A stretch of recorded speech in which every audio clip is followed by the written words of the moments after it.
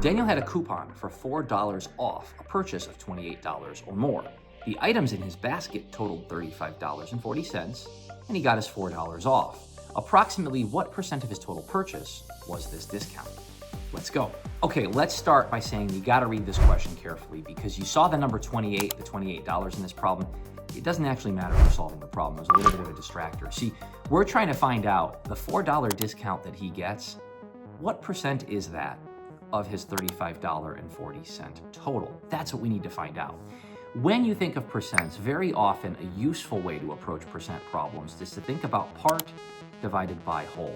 I'm going to tell you why you already know this if you think about it. I want to help drill this in though, because this is a way that I think is really helpful in lots of scenarios. Let's say you're taking a test in school and you get a 65. That could be a major bummer, unless it was out of 67, right? Because 65 would be the part, 67 would be the whole. And 65 out of 67, that's pretty darn good, right?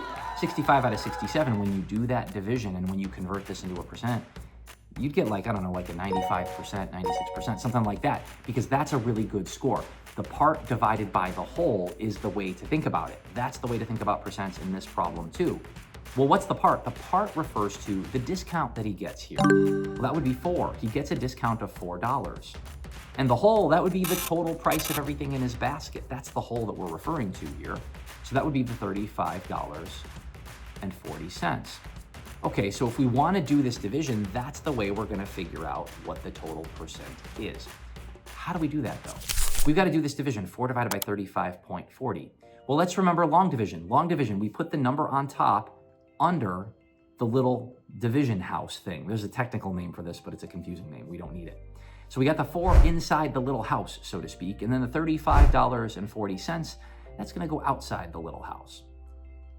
So 35.40 goes out here. Now, one thing that I notice is that I've got a decimal out here, and whenever that happens, that's not really good for long division. We could do it, but it gets confusing. So the best way to go about this is to move the decimal as many times as you need to get rid of the decimal here. And because we moved that decimal 2 places in the divisor, we're going to also need to move the decimal 2 places in the dividend to keep this the same. So in other words, what we're saying is that we could divide 3,540 into 400 the same way, and we'll get the same answer as we would have if we did $35.40 into 4, right? We move the decimal an equal number of places. It's still the same math problem, perhaps just a little easier to work with. Well, okay, we still have this problem now of, I don't get 3,540 going into 400. It doesn't go in. I'm going to need to add another 0 over here after the decimal. And so while 3,540 doesn't go into 400, it does go into 4,000. It goes in one time. And when I do the multiplication, 1 times 3,540, I can do that right beneath here. 1 times 3,540 is 3,540. We're going to do some subtraction next. Okay, well, 0 minus 0 is 0.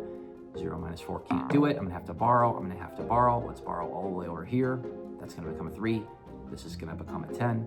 But we're going to borrow from it, so it's going to become a 9. And this 0 becomes a 10. We got to do this subtraction, right? There's all these steps involved. 10 minus 4, that's 6. Okay, 9 minus 5, that's 4. 3 minus 3 is nothing. So, okay, we've got 460 as our remainder. Now, we're doing decimals, so we don't use remainders when we're doing decimals. That means we're going to need to add another decimal over here and bring that down and kind of repeat this whole process. Don't worry, it's not going to last that long. How many times does 3,540 go into 4,600? That still goes in only one time. So we're going to put a 1 here next. 1 times 3,540 is, again, 3,540. We're going to subtract once again. We've got all this borrowing we're going to have to do once again. So bear with me here. 0 minus 0 is 0. 0 minus 4, we can't do it. We're going to have to borrow. We're going to turn this into a 5, and this will become a 10. Well, 10 minus 4 is 6. 5 minus 5 is 0. 4 minus 3 is 1. All right, so we subtracted this, and we've got 1,060. Well, we're going to have to bring down another 0 once again.